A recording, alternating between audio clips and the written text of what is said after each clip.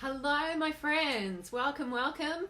I am so excited to share this content with you all about the language of confidence. This is going to be a three-part series around the language of confidence, and tonight I'm going to be sharing about the first language of confidence, which is all about how to have confident body language.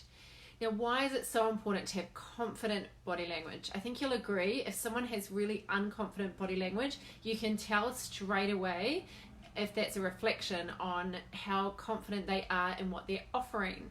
So if you think about influence, if you're a business owner, if you're a coach, if you're a trainer, if you're any kind of service provider, that person is buying into your confidence, right? People are not going to buy from you if you are not confident in yourself and what you're offering. Hi Lily, hi Azita, hi Gustavo. So you have to be confident, and you can show this in three different ways. The first way, the first part of communication is body language. And that's why I'm talking about it first, because body language, it's estimated, it's roughly about 55% of our communication is through our body. And you all know this, whereas if someone has confident words, but the way they say it and their body is all shut down and closed and nervous and awkward, you don't usually trust them and you don't think that they're confident.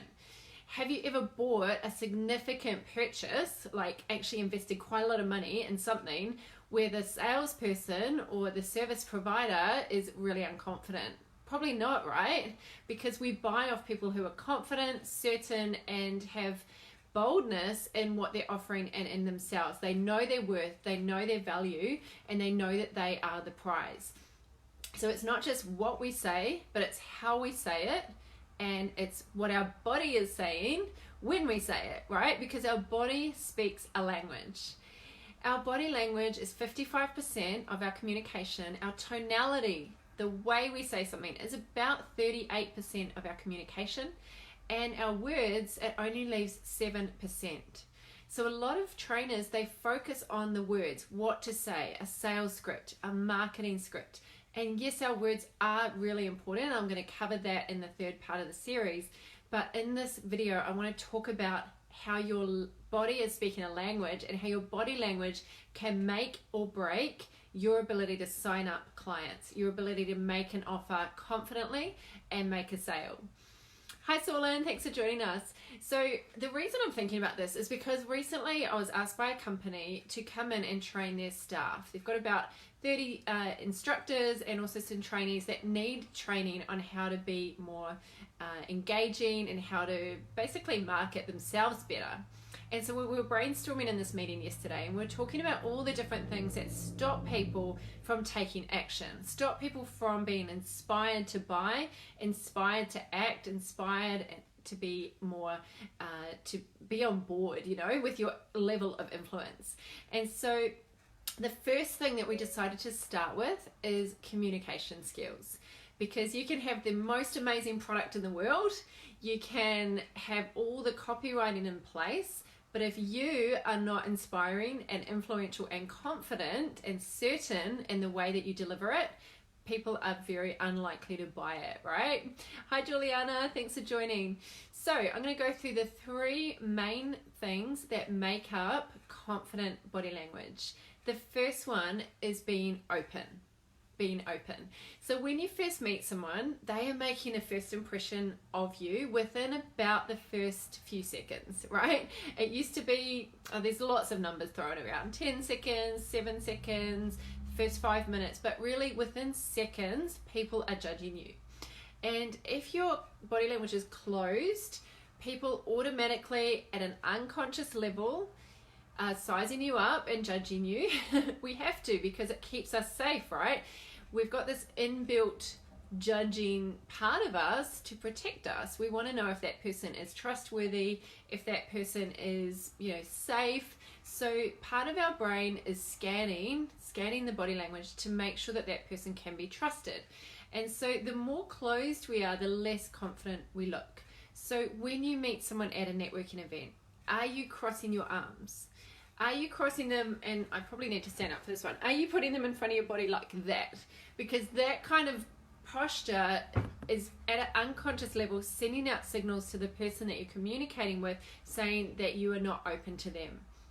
And closed people are usually less warm and usually less trustworthy. So make sure when you are standing talking to someone that you just keep your arms at your sides. It is a really hard thing to do.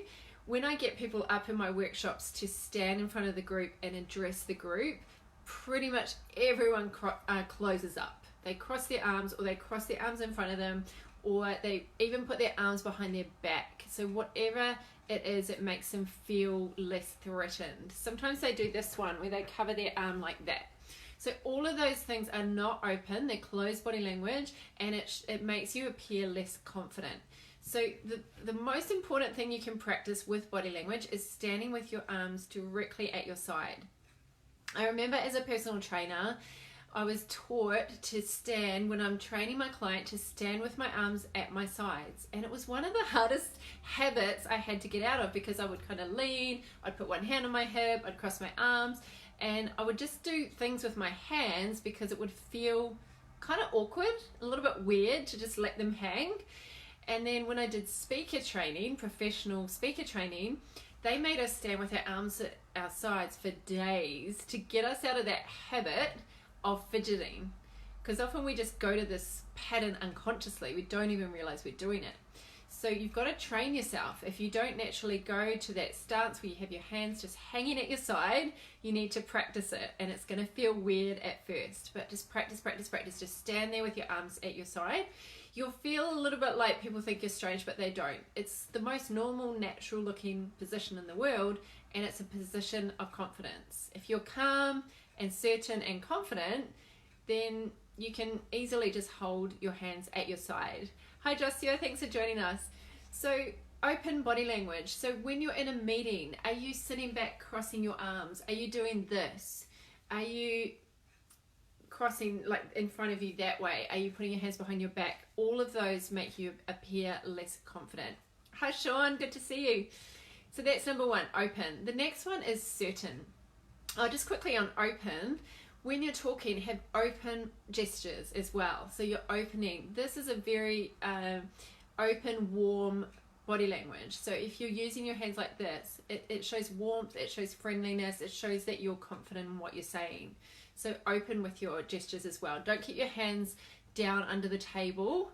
Make sure that you use your hands. Your hands add flavor, they add interest, they add color to what you're talking about. Don't overdo it. Don't do this, it's very distracting. Don't do this, it's very distracting. But just use your hands naturally as where they want to move to.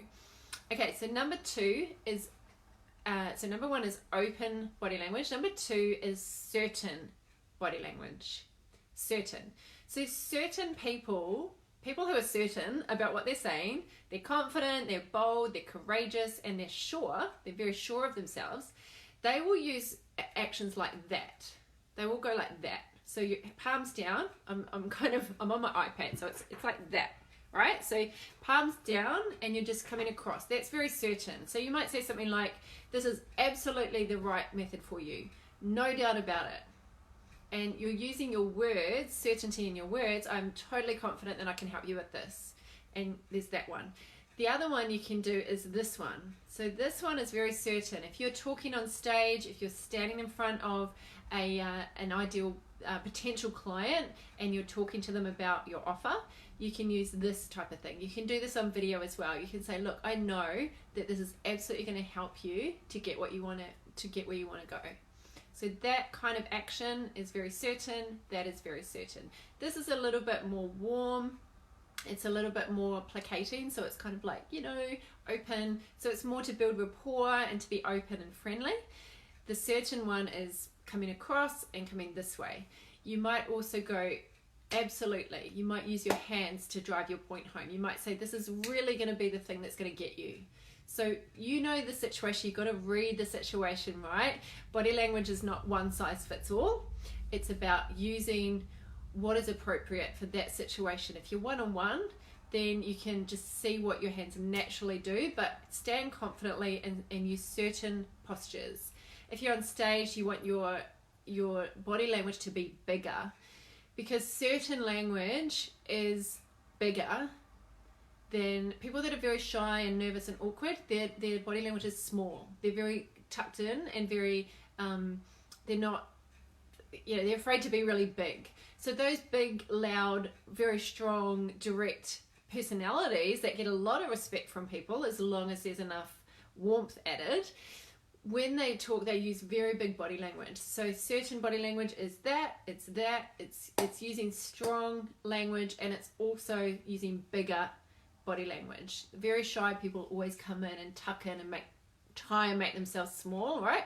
And very confident people try and take up more space. It's very similar to the animal kingdom, the animals that are trying to exert their territory and their masculinity or whatever it is, they go really big. Think of like a peacock or a cat when it's scared, its fur comes up really big. So the body language of certainty is big. Hi Greg, good to see you on here. Okay, so number 1, open body language. Number 2, certain body language. Number 3, symmetrical body language. Symmetrical body language. So the language of confidence, the body language of confidence is symmetry. I want you to compare the difference. If I said to you, I can absolutely help you with that. So very symmetrical. I use certain language and I use my body to nod, and I was in symmetry. Compare it to this. I can absolutely help you. So as soon as I cock my head to the side, as soon as I kind of lean on one hip or put my weight on one side, probably should be standing up for this, but I think you get what I mean. As soon as you go, you put your lips asymmetrical, you tilt your head. That's what we do when we're confused. We go like, So our lips go to the side, our head goes to the side, usually our hip goes to the side, our feet even go asymmetrical. When we're certain, we have symmetry. Our feet are together, we're standing even weight on both feet, and we're not tilting at all. So if you want to come across more confident in your body language, it's a simple hack that you can apply straight away. If you're making an offer to someone, you don't want to go, what do you think? Do you think I think it could actually quite help you? So obviously my tonality is not certain, which I'm going to talk about in the next video. But as soon as you do this, or you go, yeah, I think I could help you with that, then you've lost it, game over. People think, I'll have a think about it, right? So the body language of confidence is being very symmetrical. If you want to come across more confident, command more respect from people, you can do it in a nice, friendly, open, warm way. You don't have to do it, right, I'm the boss, listen to me. Like, this is a spectrum, right, of strength and warmth. So warmth is all about friendliness, building rapport, having compassion, validating people's feelings, and strength, which is very similar on the confident end of the spectrum, is all about commanding respect, being credible, being certain, being courageous. So we need to have both aspects to be compelling and influential. So symmetry is the language of confidence. Certainty is the body language, and that you can do that with your gestures and with your stance and with how much space you take up, and also remember to stay open. Hi Joanne, good to see you. So I hope this has really helped. Those of you who jumped on the replay, just hashtag replay when you watch this. So this is one tip out of hundreds of tips that I have on influence and how to help people to sign up to your offers, inspire people to buy what you're offering. And so I help people attract clients and sign them up. So if this is something that you want more of, get in touch with me. Just PM me if you want to jump on a call and have a personalized chat about how you can be more influential and actually use some of my other influence skills to attract and sign up more of your ideal clients. So this is just like one of many tips. Or if you want to do a whole day on how to sign up your ideal clients, so basically how to sell yourself effectively, how to be super influential. And I'm not talking about manipulating or persuading, I'm talking about being truly influential, which is authentic and genuine, and you're actually helping inspire people for positive change. That's what I think of when I think of influence. So if you want more of those skills and tips, I have a workshop coming up in Sydney on the 14th of September. It's a Saturday. It's a full day workshop all about the skill of influence and how to sell yourself with ease without coming across as pushy and awkward and weird. So if you know that you need to learn how to sell better, more effectively, which is all of us, we can all improve, then I've popped the link into this video caption, so you can just click on there and read all about it. Love you to join me. Otherwise, PM me if there's anything else I can help you with in your business. Business is too hard to do alone, so don't suffer alone. Make sure you reach out and put your hand up and ask for help. Thank you for joining me, those of you who are on. Hi Sarah, I think you've jumped on at the end, so catch the replay, and I look forward to seeing you all again soon. Take care, have a good evening.